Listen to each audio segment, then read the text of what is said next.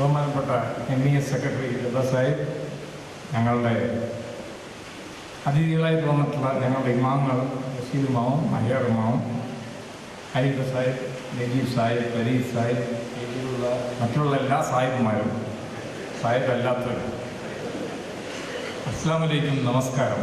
ഞാൻ രണ്ടപ്പോൾ ചേർത്തല പറയാം. അതിനെ കാണിക്കുന്നത് എൻ്റെ സെക്കുലർ ആറ്റിറ്റ്യൂഡ് കാര്യം. ഒരു പ്രത്യേക ദൗത്യം ഏറ്റെടുത്തുകൊണ്ടാണ് ഞാനിവിടെ വന്നത്. കേരളത്തിൻ്റെ രാഷ്ട്രീയ രംഗത്തും സാമൂഹ്യ രംഗത്തും കടുത്ത വർഗീയവൽക്കരണം നടന്നുകൊണ്ടിരിക്കുന്നുണ്ട് എന്ന് വിശ്വസിക്കുന്ന ആളാണ്. അതിനെ എല്ലാ സെക്കുലർ ശക്തികളും ചേർക്കേണ്ടതാണ് എന്നാണ് എൻ്റെ അഭിപ്രായം. ഈ വർഗീയവൽക്കരണത്തിൻ്റെ ഉറവിടം ചങ്ങനാശ്ശേരി ആയത് കാരണം to catch the bull by its horns, അതിൻ്റെ കൊമ്പിൻ്റെ മുകളിൽ കയറി പിടിക്കുക എന്ന ഉദ്ദേശിച്ചുകൊണ്ട് തന്നെയാണ് MES ഈ പരിപാടികളെ സംഘടിപ്പിച്ചത്. കാരണം ഒരാൾക്ക് എന്ത് തോന്നിയാസവും വിളിച്ചു പറയാം. കേരള സമൂഹം അതുകൊണ്ട് കേട്ടുകൊണ്ടിരിക്കുക. ബഹുമാനപ്പെട്ടിട്ടുള്ള മന്ത്രിമാർ ഒക്കെ അവിടെ താഴ്ത്തിരിക്കുക. നമ്മൾ കണ്ടല്ലേ TV-യിൽ ഈ ദൃശ്യങ്ങൾ. കേന്ദ്രമന്ത്രിമാരോടൊക്കെ താഴ്ത്തിരിക്കുക, വിളിക്കുന്ന നോൺസെൻസ് ഒക്കെ കേൾക്കുക. ആരാണവൻ?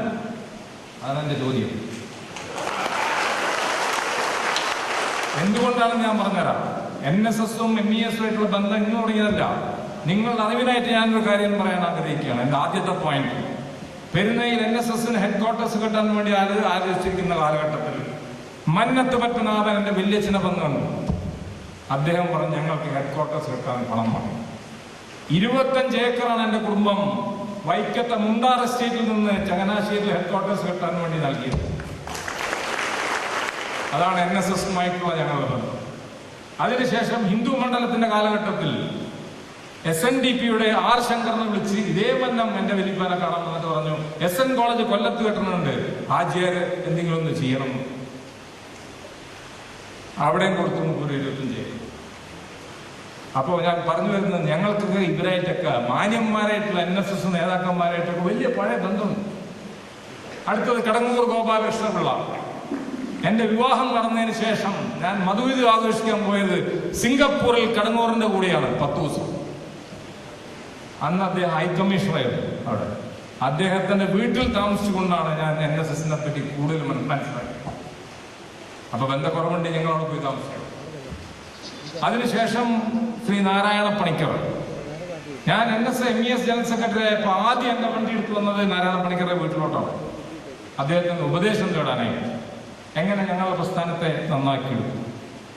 NSS-ഉമായി അത്രയും പഴയ ബന്ധമാണ് ഞങ്ങളുടെ എല്ലാം പ്രസ്ഥാനങ്ങളുള്ളത്. എൻ്റെ വല്യപ്പ മുജാഹിദ് പ്രസ്ഥാനത്തിൻ്റെ ആളായിരുന്നു, സുന്നി യുവജന സംഘത്തിൻ്റെ ആളല്ല. അപ്പോ മുജാഹിദ് നേതാവ് എന്നുള്ള നിലക്കാണ് അദ്ദേഹം പോയി ബന്ധപ്പെട്ടതെന്ന് ഞാൻ പറയാൻ ആഗ്രഹിക്കും. അപ്പോൾ അത്രയും NSS-ഉമായിട്ട് ഞങ്ങൾക്ക് നല്ല ബന്ധമാണ്. ഇപ്പൊ ഞാൻ പോരുന്ന വഴിക്ക് NSS-ന്റെ ഹെഡ്ക്വാർട്ടർ ഇവിടെ ഒരു ആശുപത്രിയുടെ പണിയുണ്ട്. കോഴിക്കോട് MES-ന്റെ ഏറ്റവും പുതിയ സൂപ്പർ സ്പെഷ്യാലിറ്റി ഹോസ്പിറ്റൽ അവിടെ പണി തുടങ്ങി. അതിൽ ഔട്ട്സൈഡ് പാർട്ടിസിപ്പേഷൻ ഉണ്ട്. MES അല്ലാതെ തന്നെ മറ്റുള്ളവർ പാർട്ടിസിപ്പേറ്റ് ചെയ്യുന്നുണ്ട്. അതിൽ കോഴിക്കോട്ട് മലബാറിലെ 10 ലീഡിംഗ് ഹിന്ദു ഡോക്ടർമാർ അതിൽ പാർട്ട്ണർമാരാണ്. അതായത് ഈ ബഹളങ്ങളൊക്കെ നടക്കുന്നതിൻ്റെ ഇടയിൽ കൂടെ, കേരള സമൂഹത്തിൽ ഈ ബഹളം നടക്കുന്നതിൻ്റെ ഇടയിൽ കൂടെ എൻ്റെ പ്രിയ ഹൈന്ദവ സുഹൃത്തുക്കൾ ഇവിടെ വന്ന് പറഞ്ഞ് MES-ന്റെ പുതിയ പ്രോജക്റ്റിൽ ഞങ്ങൾ ചേരാൻ ആഗ്രഹിക്കുന്നു. ഞങ്ങളുടെ വക 10 കോടി രൂപ. അതാണ് കേരളം, അല്ലാതെ സുകുമാരൻ നായർ കാണുന്ന കേരളമല്ല. മഹാഭാരതത്തിൽ ദുര്യോധനന്റെ അമ്മ അദ്ദേഹത്തെ സുയോധനൻ എന്ന് വിളിച്ചിരുന്നു. അതുമാതിരി തെറ്റുപറ്റിയതായിരിക്കും. മോനെ സുയോധന, മോനെ സുശാസന, മോനെ സുകുമാര. സുകുമാരൻ എന്ന് പറഞ്ഞാൽ അതിന്റെ ഒരു ക്വാളിറ്റിയെങ്കിലും മുഖത്ത് കാണണം. ഞങ്ങളൊക്കെ പുഞ്ചിരിച്ചിട്ടില്ലേ പറയുന്നത്.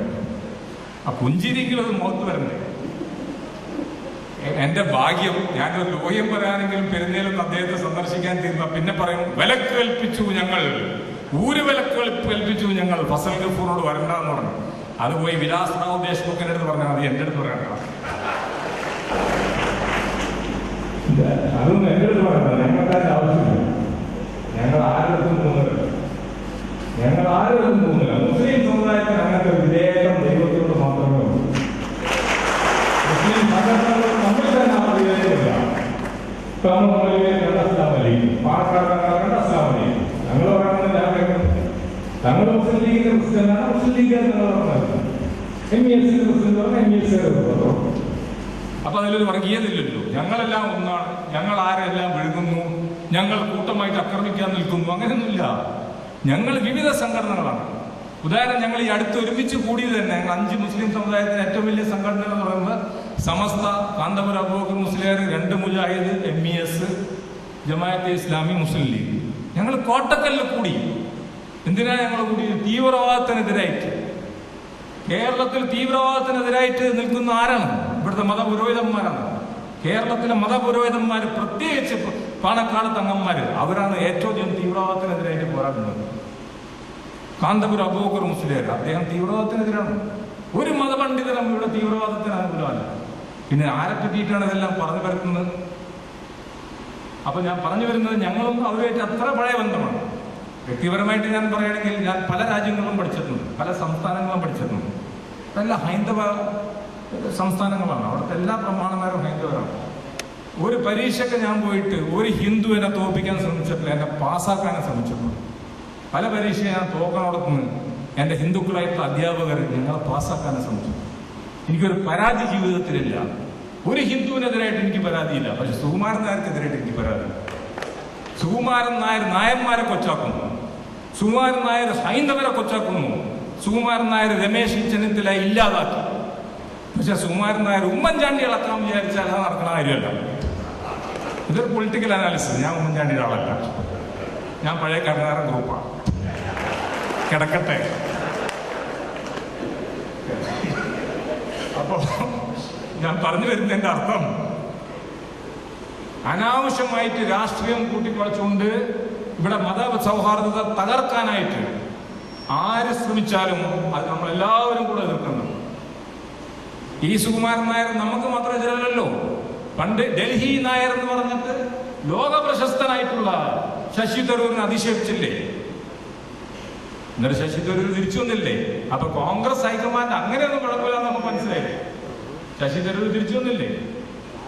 അപ്പോ എല്ലാ രാഷ്ട്രത്തിലും ഞാൻ നോക്കിയിട്ട് എനിക്കൊരു ബുദ്ധിമുട്ടില്ല. ഇയാളെ കൊണ്ട് ഇയാളെ ചിലക്കണമെന്ന് മാത്രമേ ഉള്ളൂ. ബുദ്ധിമുട്ട് നായന്മാർക്കാണ്. അവരുടെ ഇന്റേണൽ പൊളിറ്റിക്സിൽ ഇവർ ഇടപെടുന്നു. കോൺഗ്രസിലെ നായർ നേതാക്കന്മാരായിട്ടുള്ള തിരുവഞ്ചൂർ രാധാകൃഷ്ണൻ, കുട്ടിക്കാലത്ത് ഞാൻ KSU ഉണ്ടായിരുന്ന കാലത്ത് അദ്ദേഹം KSUവിന്റെ നേതാവ്, പ്രസിഡന്റ് ആണ്. അദ്ദേഹം യൂത്ത് കോൺഗ്രസ് പ്രസിഡന്റായിരുന്നു, മന്ത്രിയായിരുന്നു. ഇതൊക്കെ കഴിഞ്ഞിട്ട് അവസാനം പറയണത് എന്താ? കോട്ടയത്ത് ജയിക്കൂല, എന്റെ വോട്ടില്ല. പിന്നെ ഇയാൾ എവിടെ ഇത്രയും കാലം ജയിച്ചു വന്നു? തിരുവഞ്ചൂർ. അതേമാതിരി തന്നെ രമേശ് ചെന്നിത്തല, രമേശിന് തന്നെ ഇടം വേണം. ഞങ്ങൾക്കൊക്കെ ഉണ്ട്. അദ്ദേഹത്തിന് ഉണ്ടെങ്കിൽ കൊള്ളാം. അദ്ദേഹം NSUI പ്രസിഡന്റായി, KSU പ്രസിഡന്റായി, യൂത്ത് കോൺഗ്രസ് പ്രസിഡന്റായി, AICC സെക്രട്ടറിയായി. ഇവിടെ 26ാമത്തെ വയസ്സിൽ അദ്ദേഹം ഇവിടുത്തെ അഗ്രികൾച്ചർ മിനിസ്റ്ററായി. ഇതൊക്കെ പെരുന്നേന്നുള്ള ഡയറക്ഷൻ ഉണ്ടാകും.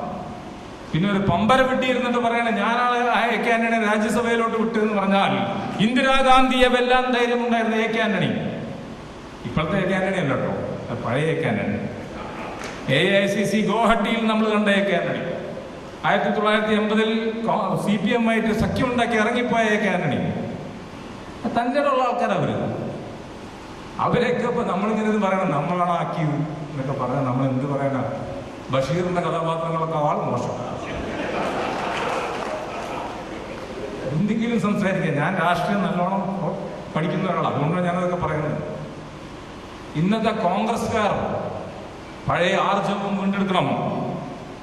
1970-കളിൽ ഡയറക്റ്റ് പേയ്മെന്റ് അഗ്രിമെന്റ് എന്നുള്ളൊരു സംഭവമുണ്ട്. 70-കളിൽ ഫീസ് ഏകീകരണ സമരത്തിന്റെ പേരിൽ ഇവിടുത്തെ വിദ്യാഭ്യാസ മുതലാളിമാര്, എന്നെ ആ കൂട്ടത്തിലൊരു തൊഴിലാളിയെ കൂട്ടിക്കോ, ഞങ്ങളെല്ലാം വരച്ച വരയിൽ നിർത്തി ഇവിടുത്തെ KSU യൂത്ത് കോൺഗ്രസും. അന്ന് KSU പ്രസിഡന്റ് VM സുധീരനാണ്, യൂത്ത് കോൺഗ്രസ് സെക്രട്ടറി ഉമ്മൻചാണ്ടിയാണ്, അന്നത്തെ കാലിക്കറ്റ് യൂണിവേഴ്സിറ്റി ചെയർമാൻ മുല്ലപ്പള്ളി രാമേന്ദ്രനാണ്. എവിടെ പോയ ആ ആർജവം? ഇന്ന് കത്തോലിക്ക സഭയുടെ മുന്നിൽ ഇവർ ഇറക്കുന്നു, ഓർത്തഡോക്സ് സഭ പറയുന്നു പുറകത്ത് ഞങ്ങൾ പറയുന്ന കാൻഡിഡേറ്റ് ആക്കുള്ളൂ എന്നുള്ളത്. ഷീട്ട് കൊടുക്കുന്നു, ഇന്ന നായരാക്കണം എന്ന് പറഞ്ഞിട്ട്. ഡൽഹി നായർ വേണ്ട, വേണു നായർ മതിയെന്ന്. ഇവർക്ക് എന്ത് പറ്റി? ഇവർക്ക് എന്ത് പറ്റി?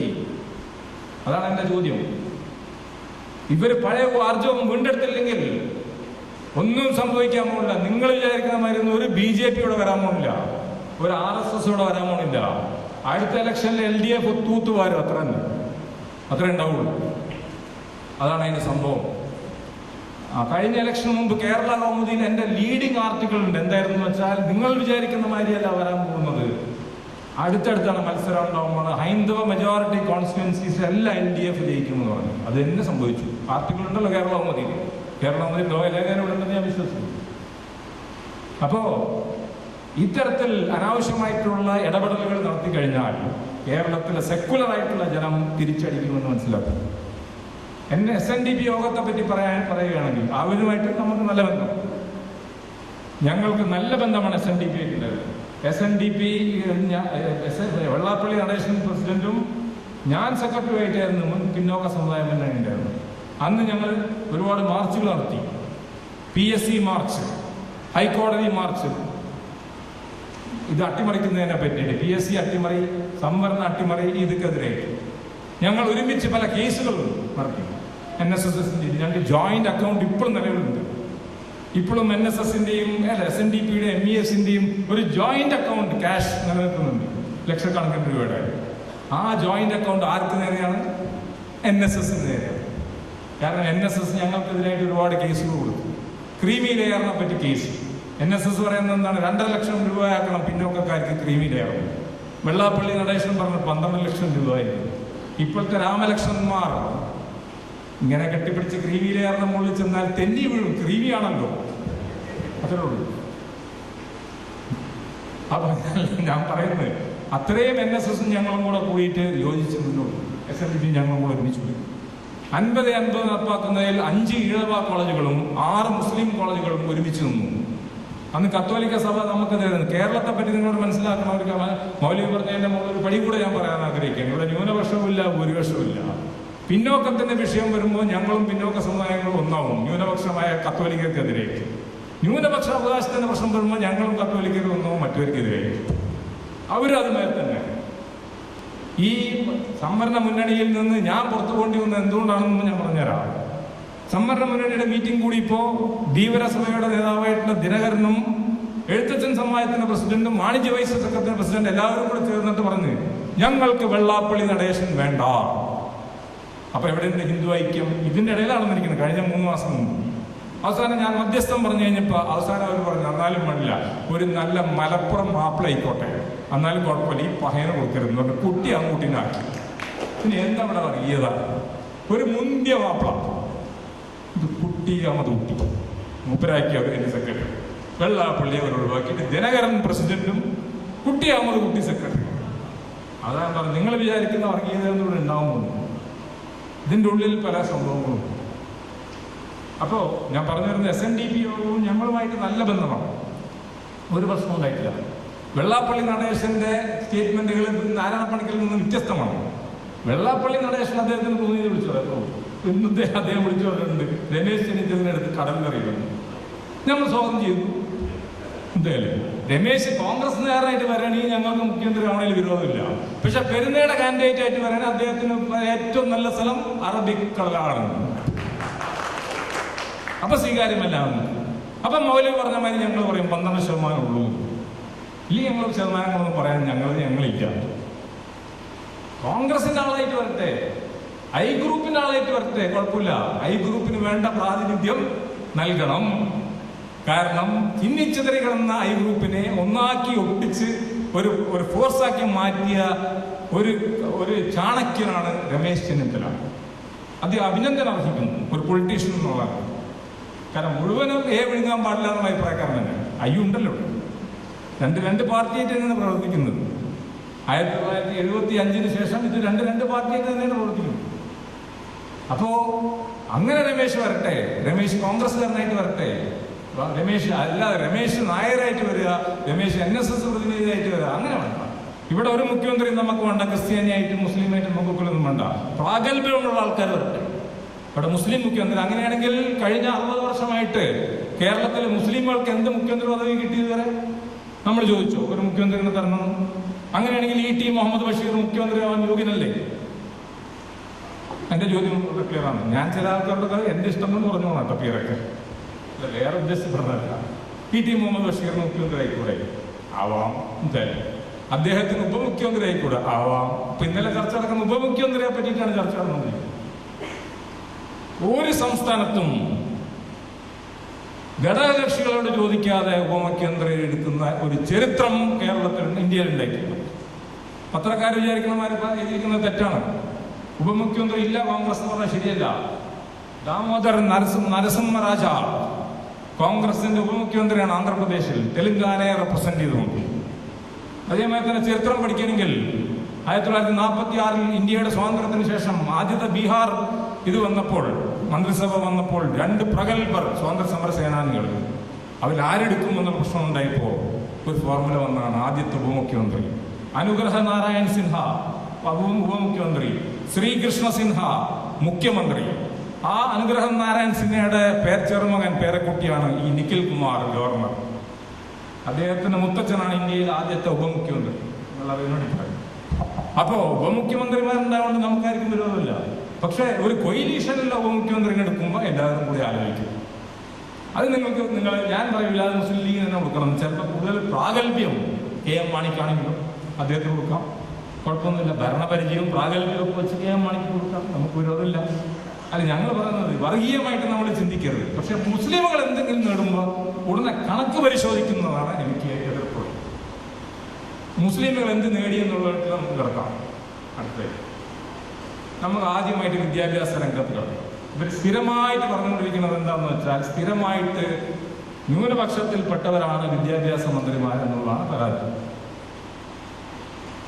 ആരും അങ്ങനെ ആവശ്യപ്പെട്ടിട്ടൊന്നുമില്ലല്ലോ, അങ്ങനെ കൊടുത്തു പോകുന്നു മാത്രമേ ഉള്ളൂ. വിദ്യാഭ്യാസ മന്ത്രി എന്ന് പറഞ്ഞാൽ കേരളത്തിലെ ഒരു മുൾക്കിരീടമാണ്. MA ബേബിയുടെ മായത്തൊരു പ്രഗത്ഭനായിട്ടുള്ള വ്യക്തി മനസ്സിലല്ലേ, വെള്ളം കുടിച്ചു പോയതാണ് അതെ വിദ്യാഭ്യാസ മന്ത്രി. ഞാൻ പാണക്കാട് തങ്ങളോട് നേരിട്ട് പോയി പറഞ്ഞാണ്, തങ്ങളെ ഈ മുൾക്കിരീടം എടുത്ത് തലയിൽ വെക്കണ്ട. ഞാൻ നേരിട്ട് പോയി പറഞ്ഞാണ്, ഇതൊരു വലിയ തലവേദന, എനിക്കറിയാം ഈ സ്വയാസനം മറ്റു കുറച്ചൊക്കെ കടന്നതാണ്. അപ്പോൾ കേരളത്തിലെ വിദ്യാഭ്യാസ മന്ത്രി ഒരു മുസ്ലിം ആയതുകൊണ്ട് എന്തുണ്ടായി നമുക്ക് പരിശോധിക്കാം. ഇവിടുത്തെ മേഖല, വിദ്യാഭ്യാസ മേഖല, സർക്കാർ പണം നൽകുന്ന, സർക്കാരുടെ ബഡ്ജറ്റിൽ ഏകദേശം 3000-4000 കോടി രൂപ ശമ്പളം നൽകുന്നത് ഇവിടുത്തെ എയ്ഡഡ് മേഖലയിലാണ്. ആ എയ്ഡഡ് മേഖലയിലെ 100 കോളേജ് ഉള്ളതിൽ 21 കോളേജ് മാത്രമേ മുസ്ലിങ്ങൾക്കുള്ളൂ. കണക്കുകൾ സൂക്ഷിക്കുന്ന ഇമാം ഇവിടെ ഇരിക്കുന്നുണ്ട്. അദ്ദേഹം ഉടനെ കാൽക്കുലേറ്റ് ചെയ്ത് പറഞ്ഞ് 10-30 എണ്ണം കിട്ടണം മോനെ. ഇല്ല ഇല്ല കൊടുത്തില്ല. ഇത് കൊടുക്കുന്നതാണ്. നമുക്കറിയാം 7 കോളേജ് എങ്ങനെ ഉണ്ടാക്കുന്നതെന്ന്. അതിന്റെ കളികളൊന്നും നമ്മളത് പറഞ്ഞിട്ടില്ല. എയ്ഡഡ് കോളേജ്, എയ്ഡഡ് സ്കൂളുകളുടെ സ്ഥിതിയോ 1000-ൽ താഴെ മാത്രമുള്ള മുസ്ലിം എയ്ഡഡ് സ്കൂളുകൾ. 2500 സ്കൂളുള്ളതിൽ 3000 സ്കൂൾ ക്രിസ്ത്യാനികളുടെ. എയ്ഡഡ് കോളേജ് 75 എയ്ഡഡ് കോളേജ് ക്രിസ്ത്യാനികളുടെ. ഞാനൊരു കാര്യം അംഗീകരിക്കാം, കേരളത്തിലെ ഹിന്ദുക്കൾ വളരെ പുറകിലാണ്, ഒരു സംശയവും വേണ്ട. അതിനാരാണ് ഉത്തരവാദി? ആർജവത്തോടു കൂടി പ്രവർത്തിക്കാത്ത NSSഉം SNDPയും തന്നെയാണ് ഇതിന് ഉത്തരവാദി. എന്തുകൊണ്ടാണെന്ന് ഞാൻ പറഞ്ഞുതരാം. AK ആന്റണിയുടെ കാലഘട്ടത്തിൽ ചിട്ടിക്കച്ചവടക്കാരനും പാർസൽ കച്ചവടക്കാരനും ഒക്കെ എല്ലാവർക്കും NOC എഴുതി കൊടുത്തല്ലോ. എല്ലാവർക്കും NOC കൊടുത്തു ആന്റണി. ഒരാളും മതി അക്കാര്യത്തിൽ ഉണ്ടായില്ല, അത് എല്ലാവർക്കും NOC കൊടുത്തു. എന്തുകൊണ്ട് NSS പോയിട്ടൊന്ന് വാങ്ങിച്ചില്ല ഒരു NOC, ഒരു മെഡിക്കൽ കോളേജ് തുടങ്ങാൻ, ഒരു എഞ്ചിനീയറിംഗ് കോളേജ് തുടങ്ങാൻ? അതുകൊണ്ട് ഇപ്പോഴത്തെ അവസ്ഥ ഞാൻ പറഞ്ഞുതരാം, പത്രക്കാർ മനസ്സിലാക്കണം. 100 ചില്ലാനം എഞ്ചിനീയറിംഗ് കോളേജ് ഉള്ളതിൽ 46 കോളേജ് മുസ്ലിമാണ്. മുസ്ലിമുകളുടെ അധ്വാനത്തിന്റെ ഫലമായിട്ടാണ് അത് ഉണ്ടായിട്ടുള്ളത്. നേരത്തെ പറഞ്ഞ മാതിരി ഗൾഫിലെ പണവും മറ്റുമൊക്കെ എടുത്ത് കഷ്ടപ്പെട്ട് വളരെ റിസ്ക് എടുത്ത് പലതും കൂട്ടാനായിട്ടുണ്ട്. അത്രയും കഷ്ടപ്പാടിലാണ് കോളേജുകൾ. 15 മെഡിക്കൽ കോളേജ് ഉള്ളതിൽ 16 മെഡിക്കൽ കോളേജ് ഉള്ളതിൽ 6 മെഡിക്കൽ കോളേജ് മുസ്ലിം, 5 ക്രിസ്ത്യൻ, 5 ഹിന്ദു.